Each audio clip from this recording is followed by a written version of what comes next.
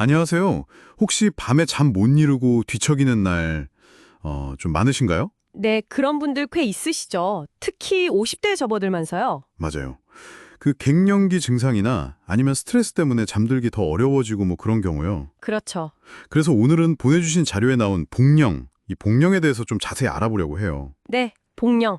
이 자료들을 보니까 복령이 어떻게 하면 좀 편안한 잠을 잘 수 있게 도와주는지 그 대안이 될 수 있다고 설명을 하더라고요. 네, 맞아요. 자, 그래서 이걸 한번 좀 깊이 파헤쳐보죠.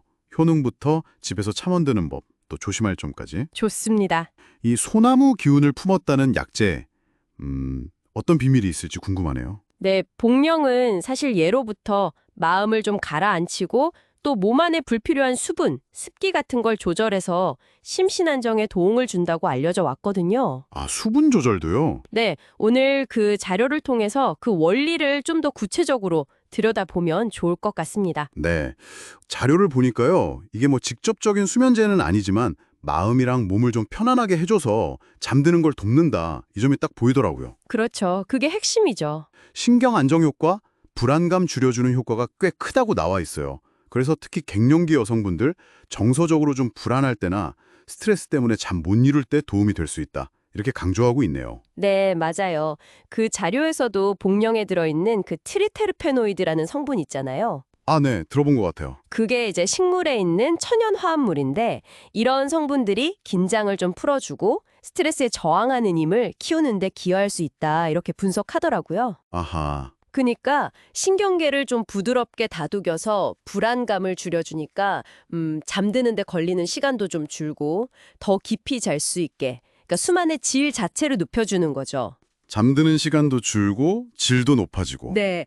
그리고 또 하나 자료에서 중요하게 다룬 효능이 그 이뇨작용이었어요. 이뇨작용이요? 그게 잠이랑 무슨 관계가 있죠? 이게 왜 중요하냐면요. 밤에 화장실 가느라 자꾸 깨는 분들 계시잖아요. 야간요라고 하죠. 아, 네네, 있죠. 그 횟수를 줄여서 숙면을 방해하는 요인을 제거하는 데 도움을 줄 수 있다는 거예요. 이게 생각보다 중요한 포인트거든요. 아, 그렇군요. 생각지 못한 연결고리네요. 그럼 집에서 복령을 좀 쉽게 활용하는 방법, 이것도 자료에 잘 나와 있던데요? 네, 레시피가 아주 간단하죠. 네, 복령차 레시피 보니까 잘 말린 복령 슬라이스 한 10에서 15g 정도? 아니면 가루로 한두 티스푼, 거기에 물 1리터가 기본이고요. 맞아요. 자료에 따라서는 뭐 단맛이나 안정 효과를 위해서 대추 한두 알 넣거나 아니면 몸이 좀 차다 싶으면 생강 작은 거 한쪽, 이것도 괜찮다고 하고요. 네, 만드는 법도 간단해요. 그 복령 슬라이스를 그냥 가볍게 씻어서 물이랑 같이 넣고 뭐 원하면 대추나 생강 넣고요. 네, 끓기 시작하면 불을 약하게 줄여서 한 30분에서 40분 정도 충분히 우려내면 됩니다. 생각보다 오래 끓이네요. 네, 좀 은근히 우려내는 거죠. 근데 만약 가루 형태라면 그냥 뜨거운 물에 타서 한 5분 정도만 우리면 되니까 훨씬 간편하고요. 아, 가루가 편하겠네요? 그렇죠. 건더기 걸러내고 따뜻하게 마시면 좋고요. 네, 자료에서도 하루에 한두 잔, 특히 잠들기 한두 시간 전에 따뜻하게 마시는 게 좋다고 권장하더라고요. 네, 그 시간이 좋죠. 맛이 막 강하지 않아서 꾸준히 마시기 괜찮다는 점도 언급되어 있고요. 뭐 편안한 음악 듣거나 가벼운 스트레칭 하면서 자료에서 제안한 것처럼 저녁에 좀 차분하게 보내는 습관? 이런 거랑 같이 하면 더 좋겠어요. 맞아요. 그런 루틴을 만드는 게 중요하죠. 근데 복령이 비교적 안전하다고는 하지만 그 보내주신 자료에서도 주의할 점들을 몇 가지 짚어주고 있더라고요. 아, 네. 어떤 점들이 있을까요? 일단 약성이 부드러운 편이긴 한데 몸이 아주 허약하시거나 좀 냉한 체질, 찬 체질이신 경우에는 전문가하고 먼저 상의를 해보고 드시는 게 좋다고 하고요. 아, 체질을 좀 타는군요. 네. 그리고 아까 말씀하신 그 이뇨작용 있잖아요. 네네. 그래서 평소에 소변을 너무 자주 보시거나 아니면 다른 이뇨제를 이미 드시고 계신다면 이걸 너무 많이 드시는 건 좀 피하고 이것도 전문가랑 상의를 꼭 해야 한다고 나와 있네요. 그렇군요. 그 이뇨작용이 야간뇨 줄이는 데는 좋은데 또 너무 과하면 안 된다는 거네요? 그렇죠. 자료에서도 그 점을 딱 지적해요.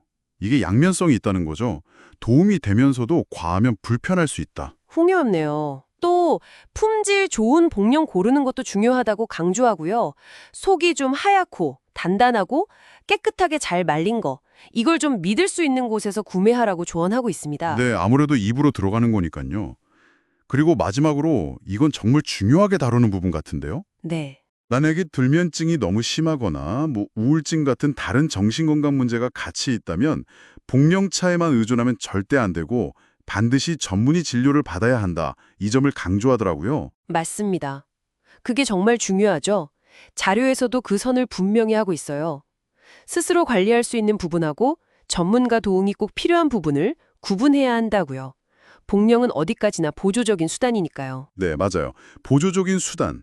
자, 그럼 이 모든 내용을 종합해보면 결국 어떤 의미일까요? 오늘 함께 살펴본 그 자료들에 따르면 복령은 특히 스트레스나 갱년기 번화 때문에 밤에 잠설치시는 특히 50대 여성분들께 마음과 몸을 좀 진정시켜서 숙면을 돕는 그런 부드러운 자연의 선물이 될 수 있다는 거겠죠? 네, 그렇게 볼 수 있겠네요. 따뜻한 복령차 한 잔이 좀 편안한 밤으로 가는 좋은 시작점이 될 수 있겠고요. 그렇죠. 하지만 이게 만병통치약은 절대 아니고 규칙적인 생활 습관 또 건강한 수면 환경 만드는 거 이게 기본이라는 점은 꼭 기억해야겠어요. 맞습니다. 그리고 마지막으로 이런 생각도 한번 해보면 어떨까 싶어요. 네. 자료에서 복령차가 심신안정에 도움이 된다고 했는데 이게 단순히 잠을 잘 자기 위해서만이 아니라 이렇게 하루를 마무리하면서 마음을 차분하게 가라앉히는 그 시간 자체가 혹시 낮 동안의 스트레스 관리나 아니면 전반적인 삶의 질에는 또 어떤 긍정적인 영향을 줄 수 있을지. 단순히 잠뿐만이 아니라요? 네, 잠들기 전에 오롯이 자신만을 위한 그런 평온의 시간을 한번 만들어 보는 것. 그것에 대해 한번 고민해 보시는 것도 좋지 않을까 싶습니다.